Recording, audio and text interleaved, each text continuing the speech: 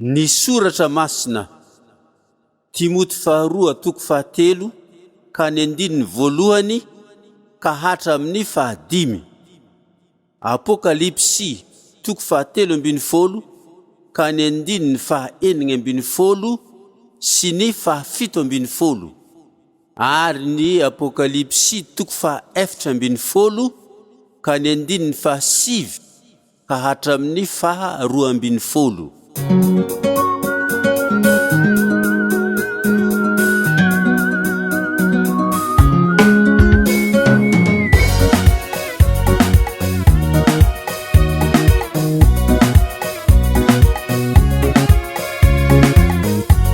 amin'ny fihemorana any amparany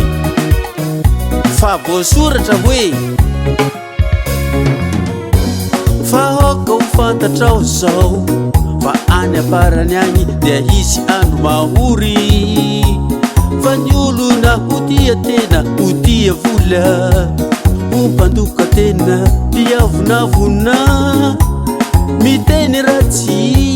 tsy manoa raisy reny tsy misaotra tsy magnaja zay masina tsy manam-pitiavana manontolo fo manendrikendrika tsy mahonompo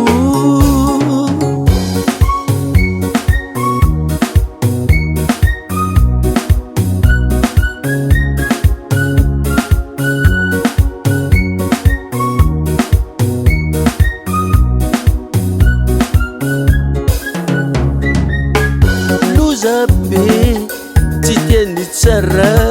mpamadika kirina pieboebo tiany fafinaretana mihoatra noho ny fitiavany an'Andriamanitra manana ny endriky ny toe-panaharaka an'Andriamanitra nefa mandany heriny ireny koa ty alaviro alaviro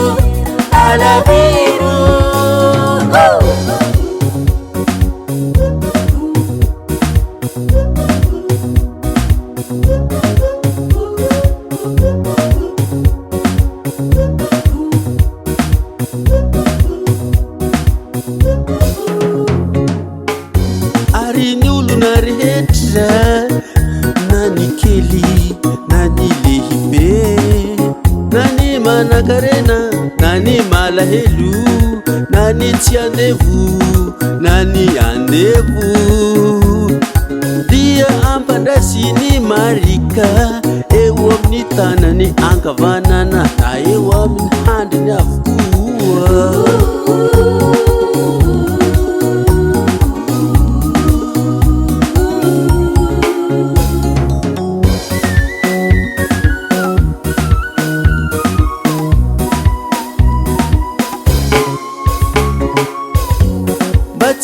tsy ahazo ividy na hivarotra afa-tsy zay manana ny marika dia ny anarany bibidia na ny isany anarany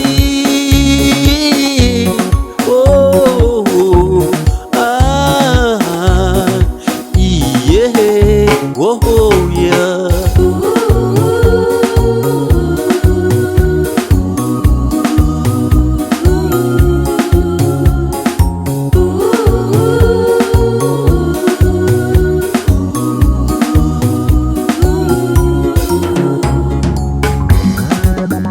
lalana momba ny alahady no sisa andrasantsika izao ary efa misoko mangina izany ary efa tsy ho ela izony dia ho tonga eto amin'izao tontolo izao manontolo falozan'izay manana ireo marika ny biby dia tsy ny sarin'ireo fa isotro ny divine fantaseran'Andriamanitra tsy miaroharo fa mindrampo na iza izy na aiza misy azy tsy hoafa miala am'zany ka ny setroky ny fijaliany dia hiakatrandro amanalina ka tsy anapitsaharana mandrakizay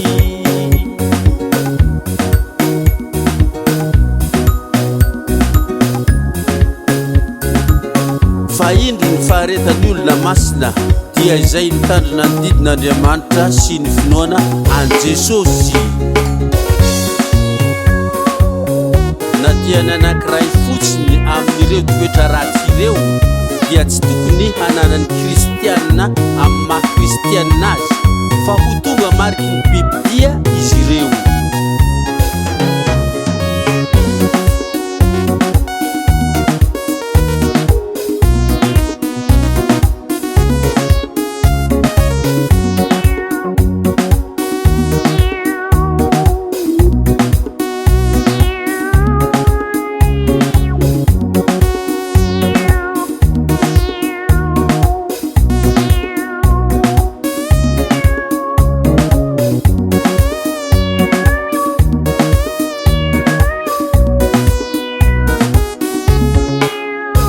Hosanna.